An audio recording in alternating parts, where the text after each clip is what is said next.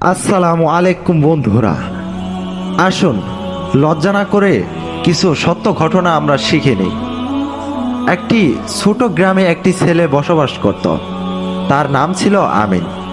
সে ছিল খুব সৎ এবং সত্যবাদিতা। একদিন সে বাজারে গিয়েছিল। বাজারে যাওয়ার পথে হঠাৎ করে একটি টাকা ভর্তি ব্যাগ সে পেল। আশেপাশে কেউ ছিল না। সে মনে মনে ভাবতে লাগলো, এটা হয়তো আল্লাহর রহমত। কিন্তু তার অন্তরে বারবার বাধা দিতে লাগলো। সে গ্রামে এক মসজিদে ইমামের কাছে গিয়ে ঘটনা প্রকাশ করল। ইমাম সাহেব ঘোষণা দেয়, কারো যদি কোনো টাকার ব্যাগ হারিয়ে থাকে অবশ্যই ব্যাগটি নিয়ে যাবেন। কয়েকদিন পর এক বৃদ্ধ লোক এসে জানালো, টাকার ব্যাগটি আমার, আর আমি হারিয়ে ফেলেছি কয়েকদিন আগে। বৃদ্ধ লোকটি সেখানে কেঁদে দিল। বৃদ্ধ লোকটি বলতে থাকলো, হে আমিন, আজকে তোমার সত্যবাদিতার জন্য আমি বড় ক্ষতিগ্রস্ত থেকে বেঁচে গেলাম। আমিন তখন বৃদ্ধ লোকটিকে বলল, এটা বাঁচার কোনো কারণ নয়, হয়তো মহান আল্লাহ তাআলা আপনার হালাল টাকাটি আপনার কাছে ফিরিয়ে দিয়েছে আমার মাধ্যমে।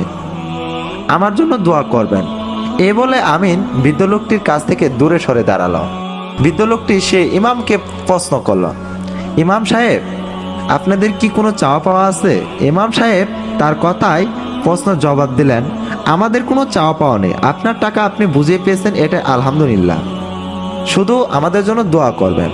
এখানে দেখা যায় ইমাম সাহেবের জন্য আজ সে আমিন অনেক সম্মান পেল, আর তার মনেও ছিল সত্যবাদিতা ও ইমানের ছোঁয়া।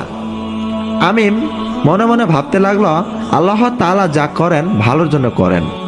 আজকে হয়তো আমি শয়তানে ঢুকায় পড়লে এরকম সম্মান আর পেতাম না। মহান আল্লাহ তাআলার অশেষ কৃপায় আজকে আমি অনেক সম্মান পেয়েছি, আর সেই ওসিলাটা হচ্ছে এই ইমাম সাহেবের। তাই বন্ধুরা, সত্যবাদিতার পুরস্কার মহান আল্লাহ তাআলা শুধু টাকা পয়সা দিয়ে নয়, আপনাকে অনেক অনেক মানুষের সামনে সম্মান বাড়িয়ে দিতে পারে। মহান আল্লাহ তাআলা চাইলে কি না করতে পারে। চলুন আসি আমরা আজকে থেকে সত্য পথে চলার চেষ্টা করি।